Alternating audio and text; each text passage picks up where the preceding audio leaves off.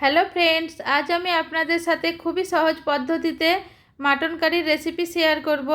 যদি রেসিপিটা ভালো লাগে লাইক কমেন্ট করবেন, ফ্যামিলি ফ্রেন্ডদের সাথে শেয়ার করবেন, আর সাথে আমার চ্যানেলটাকে সাবস্ক্রাইব করে অল নোটিফিকেশানটা অন করে দেওয়ার অনুরোধ রইল, যাতে আমার ভিডিও আপলোড হবার সাথে সাথেই আপনারা নোটিফিকেশান পেয়ে যান। আসুন শুরু করা যাক আজকের রেসিপি। মাটন কারি বানানোর জন্য আমি এখানে হাফ কেজি মাটনকে এইভাবে মিডিয়াম সাইজ পিস করে ভালো করে ক্লিন করে নিয়েছি। এখানে আছে দুটো তেজপাতা, 5টা ছোট এলাচ, একটা বড় এলাচ, হাফ ইঞ্চের মতো দারুচিনি, 5-6টা লবঙ্গ, হাফ টিস্পুন গোটা গোলমরিচ।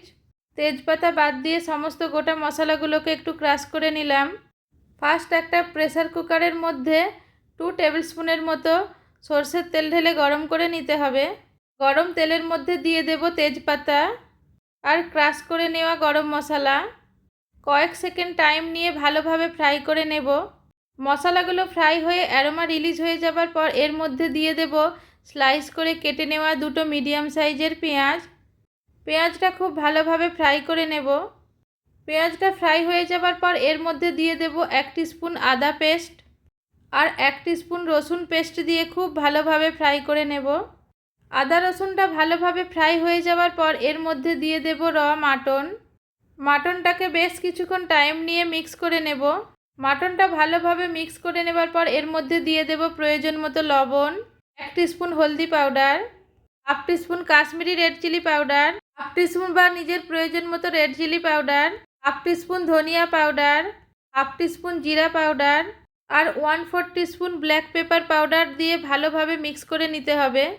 মাটনটাকে 20-25 মিনিট টাইম নিয়ে খুব ভালোভাবে কষিয়ে নিতে হবে। কষানোর সময় মাঝে মাঝেই ঢাকা লাগিয়ে 3-4 মিনিটের জন্য লো ফ্লেমে রেখে দিতে হবে।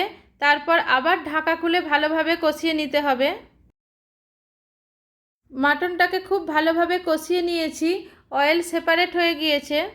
এখন এর মধ্যে হাফ টিস্পুন গরম মশলা পাউডার দিয়ে ভালোভাবে মিক্স করে নিতে হবে।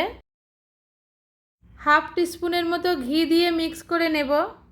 এবার এর মধ্যে প্রয়োজন মতো গরম জল দিয়ে মিক্স করে নেব। এখন প্রেসার কুকারের ঢাকা লাগিয়ে হাই ফ্লেমে ফার্স্ট হুইসেল হওয়া পর্যন্ত রান্না করে নেব। ফার্স্ট হুইসেল হয়ে যাবার পর গ্যাসের ফ্লেমটাকে লো করে দিয়ে আর 3টে কি 4টে হুইসেল দিয়ে নেব, বা যতক্ষণ না মাটনটা ভালোভাবে সেদ্ধ হচ্ছে ততক্ষণ রান্না করে নেব। এখন গ্যাসের ফ্লেমটাকে বন্ধ করে দিয়ে কুকারটা নিজে থেকে ঠান্ডা হওয়া পর্যন্ত অপেক্ষা করব। তৈরি হয়ে গেল খুবই সুস্বাদু মাটন কারি। এবার এটাকে সার্ভ করে নেব। মাটন কারিটাকে গরম গরম সার্ভ করে নিতে হবে রাইস, রুটি, পরোটা বা নিজের পছন্দ মতো ডিশের সাথে।